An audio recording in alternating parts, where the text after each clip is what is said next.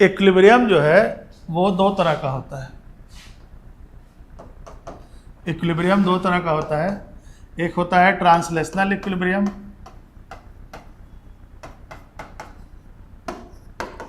Translational equilibrium, और दूसरा होता है रोटेशनल इक्विलिब्रियम।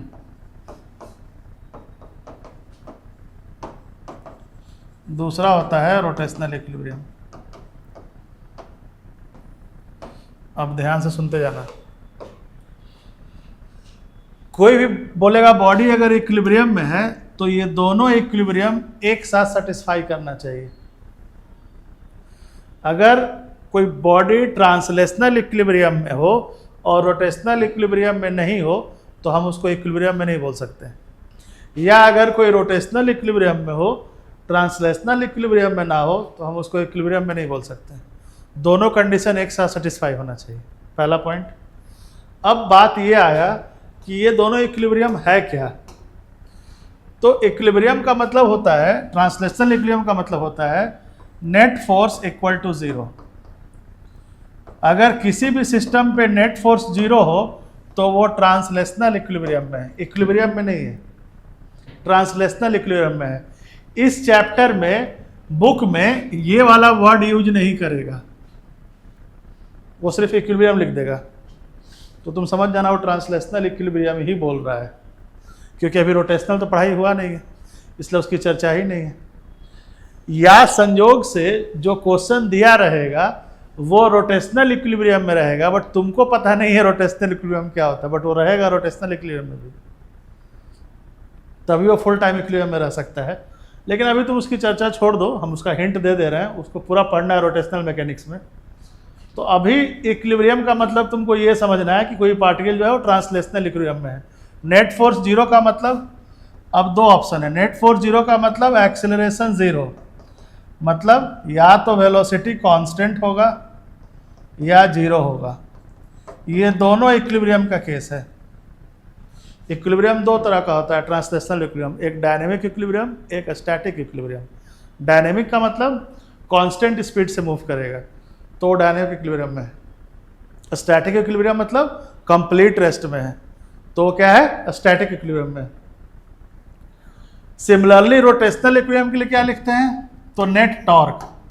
कोई भी चीज़ जो घुमाता है वो टॉर्क घुमाता है, तो अगर किसी सिस्टम पे नेट टॉर्क जीरो हो तो वो रोटेशनल इक्विलिब्रियम में हो। नेट टॉर्क जीरो का मतलब एंगुलर एक्सेलरेशन, अल्फा यहाँ पे किसको रिप्रेजेंट करता है, एंगुलर एक्सेलरेशन। कोई भी चीज़ कितना तेज़ी से घूम रहा है ये डिसाइड करता है अल्फा, घुमाने वाला रेट, चलने वाला रेट नहीं, घुमाने वाला रेट। कोई चीज़ घूम कितना तेज़ी से रहा है। तो अगर अल्फा जीरो है तो रोटेशनल इक्विलिब्रियम में है। अल्फा जीरो हो गया तो एंगुलर वेलोसिटी या तो कांस्टेंट होगा या जीरो होगा। अब ये दोनों एक साथ होगा तब वो इक्विलिब्रियम में है। ये इक्विलिब्रियम का कॉन्सेप्ट खत्म। समझ रहे हो ना। इसके बियॉन्ड तुमको कुछ सोचना ही नहीं है। फिजिक्स एक ही लाइन का होता है, बस उस पर थिंक करना होता है। हाँ रहे हो ना, यही तो मजा है फिजिक्स का। फिजिसिस्ट इसलिए थोड़ा आधा पागल होता है, हाँ रहे हो ना, सोचता बहुत रहता है ना।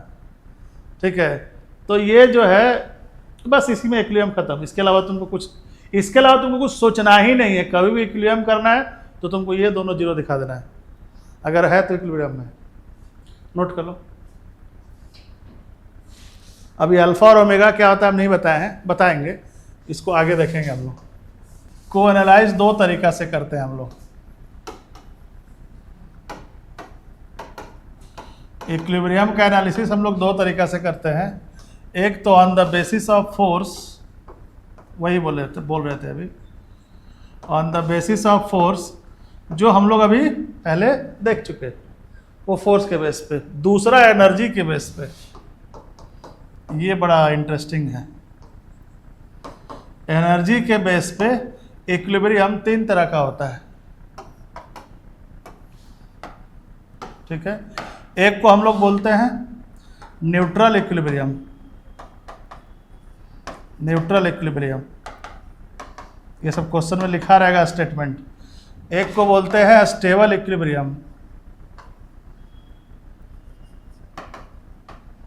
और एक हो गया अनस्टेबल इक्विलिब्रियम।